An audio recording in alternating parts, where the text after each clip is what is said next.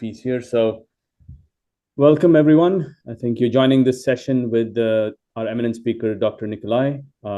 He's the COO of Funartech, and he has a doctorate in mathematical optimization and OR. He's going to talk about, showing us some examples on how you can use a certain combination of machine learning and OR to solve some very difficult logistical problems on very big instances. So a very interesting premise for this session. Before we dive into content, as usual, we'll reserve the last 5 minutes of the sessions for Q&A. So feel free to post your questions on the Q&A tab in the Zoom chat, and then we'll address them towards the last 5 minutes of the session. So over to you, Dr. Nikolaj. Thank you very much. Hello, everyone. Thank you, Nagesh, Anand, and all the xTelliGent team to welcome me here. I'm going to share my slides. I need to find them, and they're right in front of me. And for whatever reason, I don't see them, which is strange. But anyway, then I'm going to share my whole screen. And I guess you can see my slides now. Yes. Can you see them? Yes. Okay.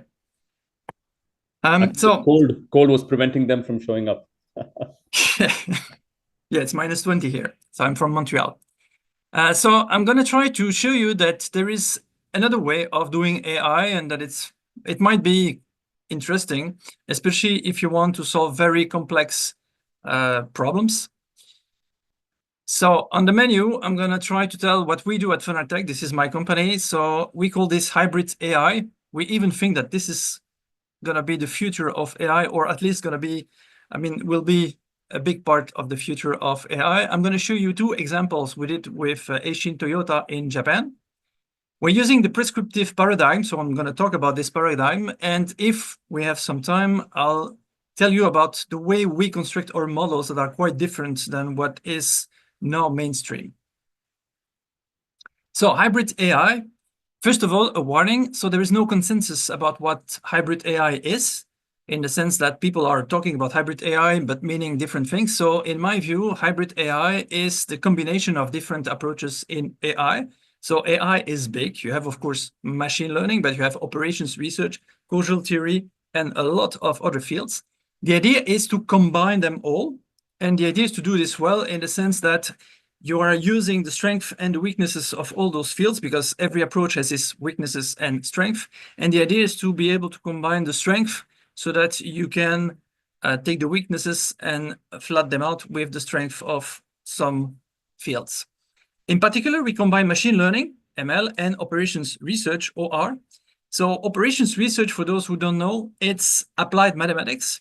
It's mathematics to optimize. So whenever you hear the word optimization, you should think about operations research.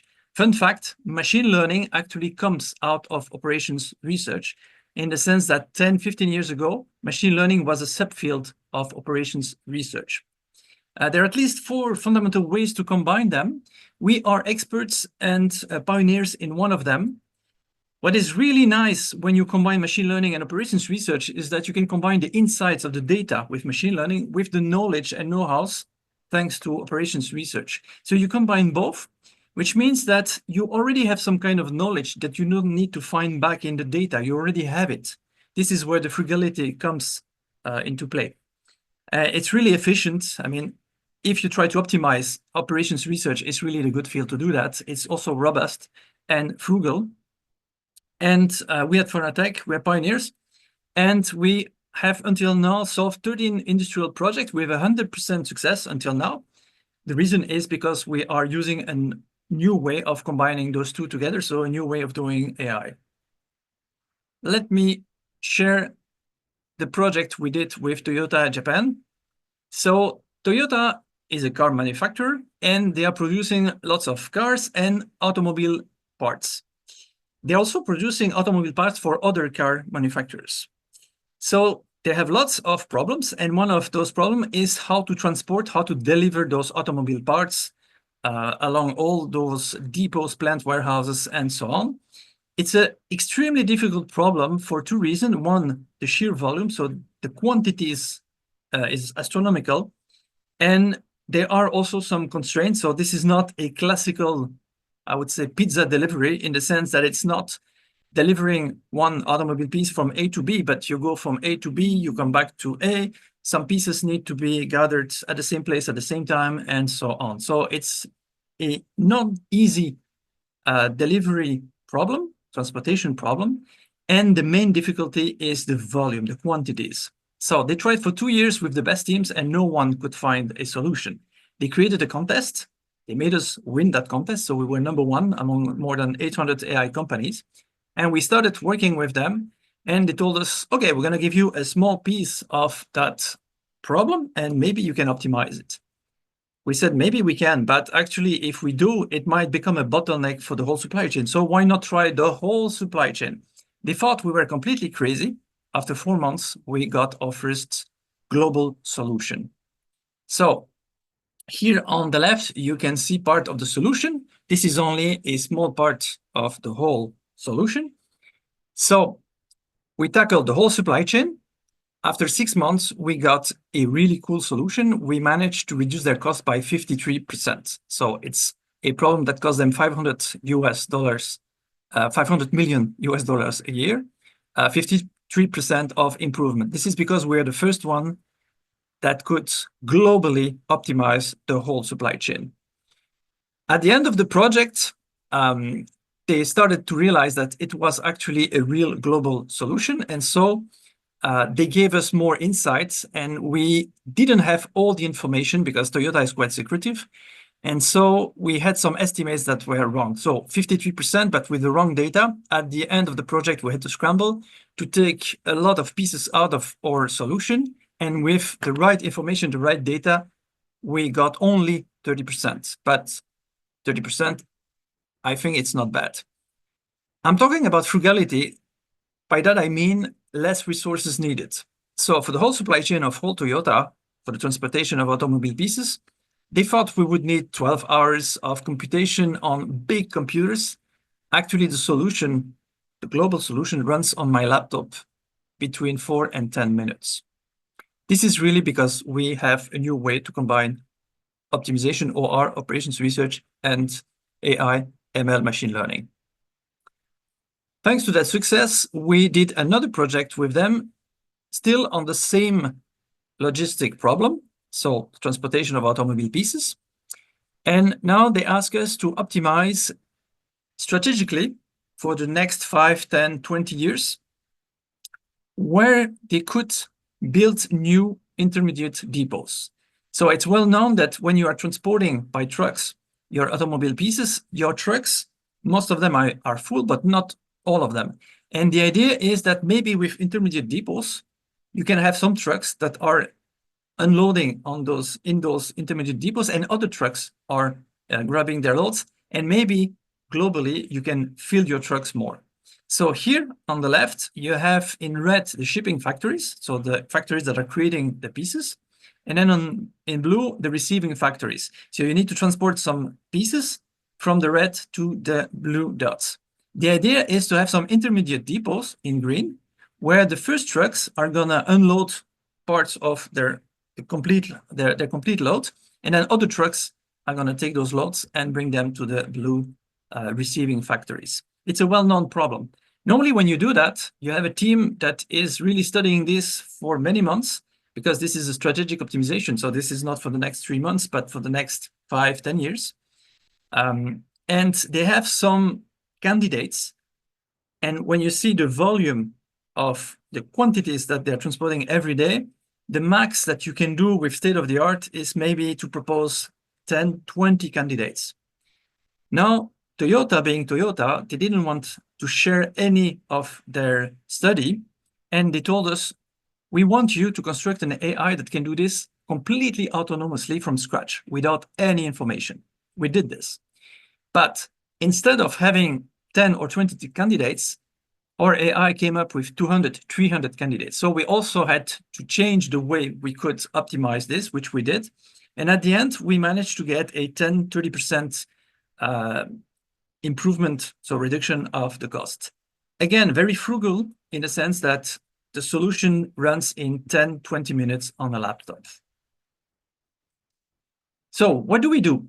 We are in the prescriptive paradigm. So I don't know if you're familiar with the analytics and the way, for instance, Gartner is cutting those approaches, the analytics approach, so the way of solving problems with computers and mathematics. So there are 4 types of analytics. Each corresponds to a question. The first one, what has happened? So basically it's an assessment. Then you have the diagnostic one. Why did it happen? And do you like it or not? And if you don't like it, what can you do to improve the situation? Then there is the famous predictive analytics that we hear so much about with machine learning. What will likely happen? But then there is another way of doing things, which is the prescriptive analytics, basically answering the question, what is the optimal action? So you have a lot of mathematical tools to take some decisions. So this paradigm that relies on the 3 other is actually for us really helpful to optimize. So predicting is really nice, but knowing what to do and take a decision is even nicer. There is a wheel here because what we do, we construct autonomous systems that are constantly asking those 4 questions in repetition. And then just a glimpse behind the scene about our model. So for the moment, the trend is bigger is better. Although with DeepSeek, we've seen that it's not necessarily the case all the time. We are not going for the big models. So we are going for really small models. We are going for lots of small models. We are calling this multiscale modeling. And I'm going to tell you about contraction hierarchies, which is an algorithm to compute the shortest path or the quickest path in a network of roads. And I'm doing this because this is exactly what we do in general. So if you want to go from one point here to another point, you can say that if you're looking for the fastest way and there are some highways in between, that probably if there is a highway here, you're going to take that highway. So you can say to look at the fastest path, maybe I'm going to look only at the highways in a first step. That's here exactly what happens. You only look at the highways and you say, okay, to go from here to here, I'll probably take that highway. But there are not that many highways. So you can construct a model about looking only at the highways that is really, really fast. And then you can, again, ask the same question. I need to go from my starting point on the highway. How can I do this? Well, maybe there is a national road that goes from here to here. So probably you're going to take it. And you only need to look locally about what happens here close to your starting point and the start of the highway you're going to take. So you can have a second look, a second phase, second step, and you can say, okay, I'm only going to look at the national roads.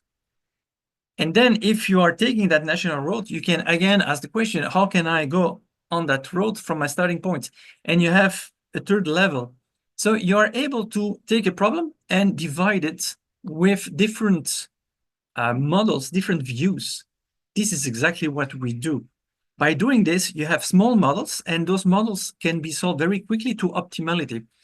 All those models separately, they're not giving you anything about the real solution most of the time. I mean, here you have the fastest path, but this is a very easy problem, I would say. But there is a way when you are using those models, you can reconstruct the global optimal solution by looking at all those models together. So this is what we do. We think it's the future in the sense that it's really very efficient, it's extremely fast, and it's also extremely frugal. If you want to know more, there is a book written by Alex Antic, which is a professor in Australia, Creators of Intelligence. I really recommend that book. We are in chapter 9, but basically all the book is nice.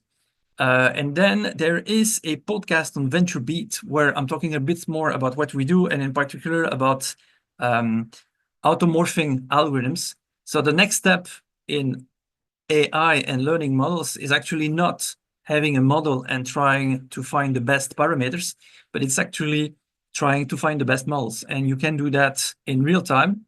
And if you do that, you are learning the models along the way, you go way further. This is the end of my presentation, and I'm looking forward for your questions.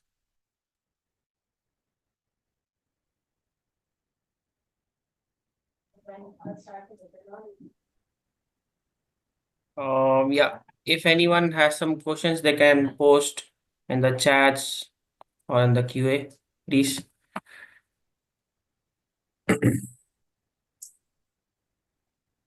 Yeah, so are there any links in that presentation? Can we get a copy of the presentation? Yeah, so Yes. yeah, sorry, you can go ahead, Nikolaj.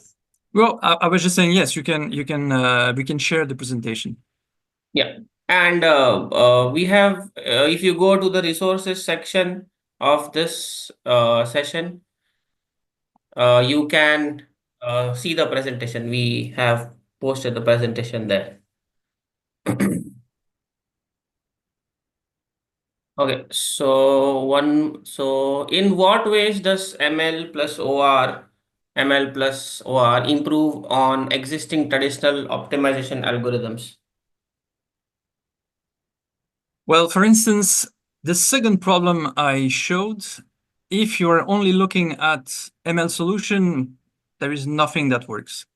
If you're looking on the OR side, you are able to solve that problem with maximum 10, 20 intermediate depots. We went to 200, 300. So when you combine ML and OR the right way, because it's not easy to do, you are able to solve bigger instances quicker. Actually, the instances we were able to solve, we were the first one to be able to solve them. You go way further than just solving with OR. And the other way around, ML is a great field, but there is no robustness in ML. I would say intrinsically, there is no robustness at all. So OR lets you use constraints and you can get robustness with OR. Thank you. And there's one more query. You mentioned 4 to 10 minutes in your laptop. Is that a specific snapshot? And how often does it need to be executed to keep the system optimal? Okay, so to give you an idea, before we started, Toyota used 1 month of computation to get a solution. Now, you don't need to use it, I would say, on a daily basis. But what is really nice is when you have a solution that runs in 4 to 10 minutes, if there is some, I would say, accidents or whatever, some unknowns that are happening, you can rerun the solution very quickly. You're not afraid to deal with uncertainties. So normally you use it once every month because they're doing a monthly planning, but basically if it runs only in under 10 minutes, you can run it almost 100 times a day. So thank you. Thank you, Nikolaj. I think that's it for the Q&A. Thank you very much for your insightful session. With pleasure. Thank you.